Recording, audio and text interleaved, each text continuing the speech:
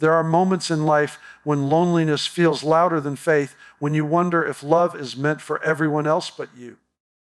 Maybe your heart has been broken. Maybe you've been overlooked. Maybe you've given so much of yourself only to be left empty. But let me tell you this today, God has not forgotten you. He is preparing someone who will not only see you, but cherish you, honor you, and love you the way He intended. This isn't just wishful thinking. It's the divine nature of a father who delights in giving his children good gifts. When it comes to love and relationships, one of the hardest truths to accept is that God's timing is always perfect. Our natural tendency is to want things when we want them, on our schedule and in our preferred way. We look around and see others getting married, building families, or celebrating anniversaries, and it can stir up questions deep within, why not me? Why is it taking so long? But what feels like delay is rarely denial. It is often God's preparation. His timing is not meant to frustrate us. It is meant to protect us and to position us for something far greater than what we would have chosen for ourselves. Think of it this way. If God gave you the right person at the wrong time, you might not be able to receive or sustain the relationship. Love is not just about having someone to fill a void. It is about having someone whose heart, character, and purpose align with yours in God's design. The waiting season allows both you and that person to be shaped, refined, and prepared. You're not just waiting on love. Love itself is being prepared for you. God's timing often feels slow because He works in layers. He is not just interested in giving you what you ask for. He is interested in who you are becoming. Sometimes you think you're ready for a relationship, but God sees wounds you've never fully healed from, habits that would damage your future marriage, or insecurities that could poison a healthy connection. Instead of giving you what you want immediately, He works to strengthen you from the inside out. At the same time, He is working on the heart of the person He is sending your way. That's why patience is so important. You don't just want anyone, you want the one God has been shaping for you and who has been shaped to walk with you. A great example of this can be seen in the story of Sarah and Abraham in the Bible. God promised Abraham a son, but years went by without that promise being fulfilled. Sarah, frustrated by the delay, urged Abraham to take matters into his own hands with Hagar. The result was heartbreak, conflict, and consequences that stretched for generations. The promise was still good, but impatience brought unnecessary pain. Eventually, at the time God appointed, Isaac was born, the son of promise, not of striving. That story reminds us that waiting on God's timing is not wasted time. Rushing ahead of Him often leads to disappointment, but trusting His timeline ensures that what you receive carries His blessing. In more modern terms, imagine a young woman who deeply desires marriage. She sees her friends getting engaged and feels left behind. In her impatience, she considers settling for someone who looks the part but doesn't truly honor God or value her. Then she remembers the importance of trusting God's timing and chooses to wait. Years later, she meets a man who not only loves her deeply, but also shares her calling to serve others. Together, they launch a community project that impacts hundreds of lives, something that never would have happened had she settled early. Looking back, the waiting that once felt unbearable now makes sense. The right person isn't just about meeting your emotional needs. It's about aligning with your destiny. God's plan for your life is too important to connect you with someone who won't complement it. That's why His timing is perfect. He knows not just what you want, but what you need for the journey ahead. So when it feels like love is taking too long to arrive, remind yourself you are not waiting alone. God is at work, love is being prepared, and when the time is right, what He brings will fit your life like a key in a lock. One of the most important truths to understand about love is that healing comes before having. Before God entrusts your heart to someone else, He first takes time to mend the broken places within you. Life has a way of leaving scars. Disappointments, betrayals, losses, or rejection can create wounds that run deep. If those wounds are not healed, they can spill over into future relationships and sabotage what could have been a beautiful connection. God, in His wisdom, doesn't want you to just have love. He wants you to have love that lasts. And lasting love requires a whole heart, not a fractured one. When you've been hurt, it's easy to build walls around yourself, thinking those walls will protect you. but the same walls that keep out pain also keep out love. God knows this, and that's why his process involves restoring you before introducing someone new into your life. He rebuilds your confidence where insecurity once lived. He restores your joy where sadness has taken root. He reminds you of your worth when rejection has made you doubt it. Healing is not just about forgetting the past. It's about being renewed so that your future is not defined by your old pain. Imagine stepping into a new relationship while still carrying bitterness from the last one. Every word, every action of your new partner might be filtered through the lens of old wounds. A compliment might be doubted, a disagreement might trigger fear of abandonment, and trust might feel impossible. Without healing, even the right person can feel like the wrong one.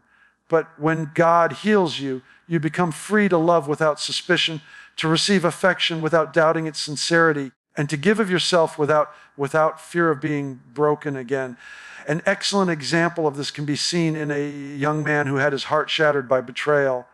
He carried the sting of that hurt for years, silently believing he was unworthy of genuine love. Every time someone showed interest, he pulled away, thinking they'll just hurt me like the last one did. But then he chose to surrender his pain to God. Over time, God began to restore him. He started to see his value through God's eyes, not through the lens of rejection.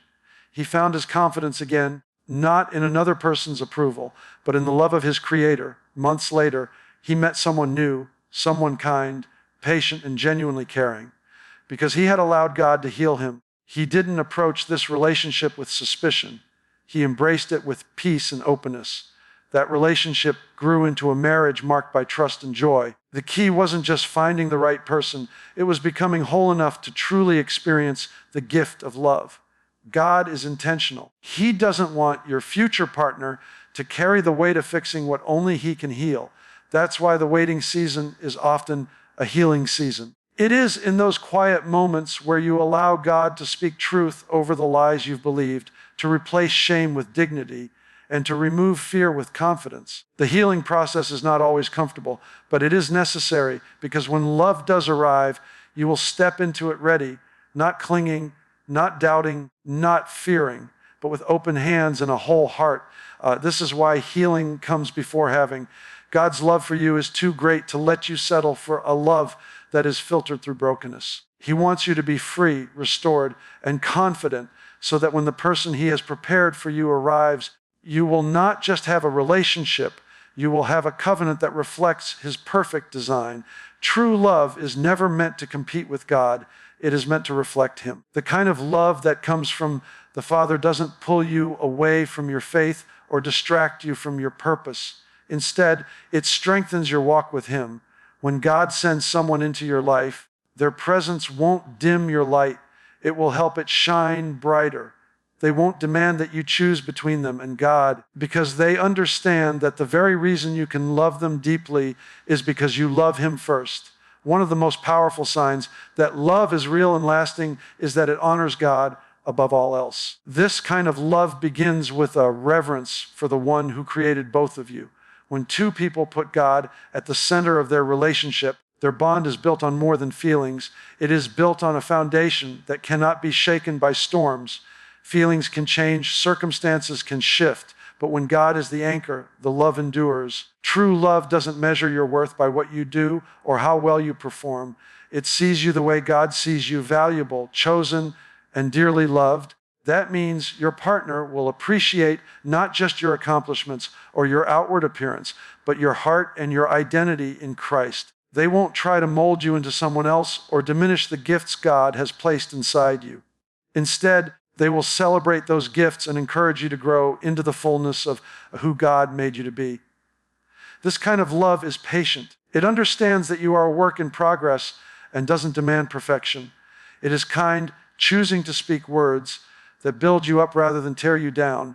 It is enduring, standing strong in seasons of difficulty rather than walking away when things get hard. True love reflects the Father's heart because it flows from the Father's heart. When you encounter it, you feel not just loved by a person, but loved by God through that person. Think of the story of a young woman who had been in several relationships where she always felt pressured to compromise her values. Each time, she found herself drifting away from her faith, making choices she later regretted, and losing her sense of identity. After years of disappointment, she decided to surrender her desire for love back to God, choosing to wait for the right person rather than settling. Eventually, she met a man who was different. On their very first dates, instead of trying to draw her away from her convictions, he encouraged her to keep them. He prayed with her, reminded her of her worth, and pushed her closer to God, not further away. Over time, she realized that this was the difference between infatuation and true love. Infatuation wants what it wants now, but true love honors God first, knowing that anything built on Him will last. When love honors God first, it creates space for both people to flourish spiritually, emotionally, and even in their purpose. It becomes a partnership that magnifies God's glory rather than diminishing it. The relationship itself becomes a testimony to others that real love is possible and that it doesn't require compromise. It requires Christ at the center. That is why God's kind of love always honors Him before anything else. It's not restrictive, it's protective. It ensures that your relationship will not only survive but thrive because its roots run deep in the one who is love itself. The closer you both draw to Him, the closer you will find yourselves to each other. Loneliness is one of the most difficult seasons a person can walk through. It can feel heavy, quiet, and unending, as though everyone else has moved on with their lives while you've been left behind. But what often feels like wasted time is actually the very soil where God is planting seeds for your future. Every tear you cry, every prayer you whisper, and every moment you spend wondering if love will ever come is not wasted. It is shaping you, refining you, and preparing you for something greater than you can see right now. God never wastes seasons. He uses them. Loneliness is not punishment. It is preparation. In this time, He is refining your heart so that you can love without fear, so that you can forgive without bitterness, and so that you can carry joy even when circumstances aren't perfect. While the world might tell you that singleness is a curse, heaven sees it as a classroom. It is the space where God teaches you how to depend on Him fully, how to discover your identity in Him, and how to develop the strength you will need when covenant love comes. One of the greatest truths about seasons of loneliness is that they often build a kind of faith that nothing else can. When you have no one else to lean on, you learn how to lean on God. When you can't hear the affirmation of another person's love, you begin to listen more closely to His voice reminding you that you are chosen, beloved, and enough. This kind of faith becomes the foundation of your life, and later it will become the strength of your marriage. Because if you can stand strong in God during your alone season, you will stand even stronger with someone by your side. It's also in loneliness that God gives clarity. Without distractions, you begin to see your calling more clearly, to dream bigger, and to uncover the gifts He placed in you. Many people discover their deepest passions and purposes not in the business of relationships, but in the quiet of being alone with God. What may feel like emptiness is often God clearing space for you to see yourself and your future the way He does. A powerful example of this is a young man who once dreaded being single. He watched his friends marry, post pictures of anniversaries, and start families, and he felt like he was falling behind. For years, he prayed for God to send someone quickly. But instead of answering that prayer right away, God began to nudge him toward personal growth. He pursued education, developed new skills, and became deeply involved in serving at his church. Slowly, his loneliness shifted into purpose. He realized that in this time, God was shaping him into the kind of man who could be a strong husband and father one day. Years later, when he did meet the woman he would marry, he looked back and realized something. Had he met her earlier, he would not have been ready. The waiting that once felt like punishment was actually the most important preparation of his life. That's why loneliness is never wasted. God sees the bigger picture. He knows what you need, not just in a partner, but in yourself, to build a relationship that lasts. If you're in that season now, don't despise it. Embrace it. Use the time to grow, to heal, and to draw closer to the one who loves you perfectly. Because when the time comes, you won't just step into love empty. You'll step into it whole, strong, and ready for covenant. When God sends you someone, He doesn't just think about your comfort or companionship. He thinks about your destiny. Love in his design is not only about meeting emotional needs, it is about aligning with purpose. The person he brings into your life is not simply meant to walk beside you, but to walk with you in the same direction, toward the same vision, and for the same kingdom cause. That is why his gift will always match your destiny. Many people believe that love is only about romance or affection, but God sees beyond that. He knows the calling on your life, the assignments he has placed in your hands, and the places he intends to take you. For that reason, the one he sends is carefully chosen, not just to love you, but to support and enhance what he has already written over your life. They will not compete with your calling. They will complement it. They will not distract you from the mission. They will strengthen your commitment to it. When love is aligned with destiny, you don't just build a life together, you build a legacy together. This is why it's so important to wait for God's choice. The wrong connection can drain your energy, stifle your dreams, and even derail your purpose. But the right one will encourage your faith, speak life into your vision, and walk boldly with you into the unknown. Together, you will accomplish more than you ever could alone, because unity in God's design multiplies impact. Two people joined by God's hand are not just twice as strong, they are exponentially stronger because his Spirit empowers their covenant. A beautiful example of this truth can be seen in the story of a woman who always dreamed of starting a nonprofit to help underprivileged children. For years, she tried to make progress, but the challenges felt overwhelming. She worked long hours, and though she had passion, she often felt alone in the journey. Along the way, she had opportunities to settle into relationships with men who were kind but not aligned with her vision. Something inside her told her to wait. Eventually, she met a man whose heart burned for the same cause. He had experience in areas she lacked and a vision that resonated with her own. They didn't just fall in love, they partnered in purpose. Together, they launched the nonprofit successfully, reaching thousands of children. Looking back, she realized that God had not just sent her a husband, he had sent her a destiny partner. What she once struggled to do alone, she now accomplished with joy, strength, and multiplied impact. That is the kind of love God wants to bring into your life. Not someone who will simply share a house with you, but someone who will share a vision with you.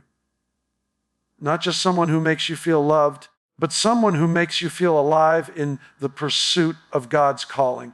When you both believe in each other and in the God who brought you together, there is no limit to what you can accomplish. So don't settle for less than what God intends. The person he has for you will match your destiny. They will walk with you, believe in you, and dream with you. And together, you will be a testimony of what happens when love and purpose collide under God's hand. That kind of union doesn't just bless you, it blesses generations to come.